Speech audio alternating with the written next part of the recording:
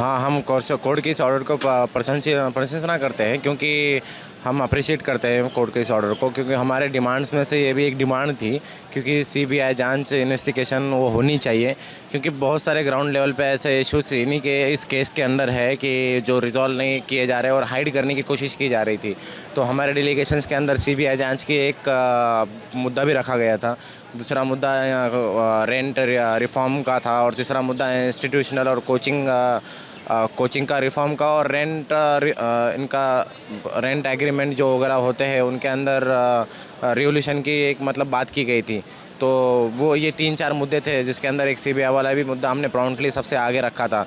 तो जब ये हाई कोर्ट ने जो आदेश दिए है, ये आदेश की तो हम काफ़ी हमारे स्टूडेंट यूनियन से अप्रिशिएट करते हैं, और हाई कोर्ट की सारे जजेस का और इस ऑर्डर का हम तहे दिल से स्वागत भी करते हैं। एक्चुअली सर, जो हम अब तक की जो बात चल रही थी, अब तक का जो मुद्दा ये था कि जो प्रशासन की तरफ से, जो अधिकारियों की तरफ से जो बयान दिए जा रहे थे, और इवन दो रिटर्न फॉर्मेट में भी दिया गया, लेकिन उसमें एक टाइम फिक्स नहीं किया गया, एक टाइम का एक फ्रेम नहीं दिया गया। एक टाइम फ्रेम की बात की वजह से हम अभी तक यहाँ पे अड़े हुए हैं कि एक बाउंडेड टाइम बताया जाए कि इतने टाइम में हम ये चीज़ों को करेंगे, जैसा कि आप 8 दिन हो, 15 दिन, 1 महीना, 2 महीने, 3 महीने, कोई तो एक टाइम का टेन्योर फिक्स किया जाए। उस टेन्योर में हमको भी लगे कि हाँ ठीक है, इतने टेन्योर तक ये सारी चीज़ें एक्शन ली जा सकती, क्योंकि अभी भी ऐसे बेसमेंट्स के लाइब्रेरी बहुत सारे चल रहे हैं।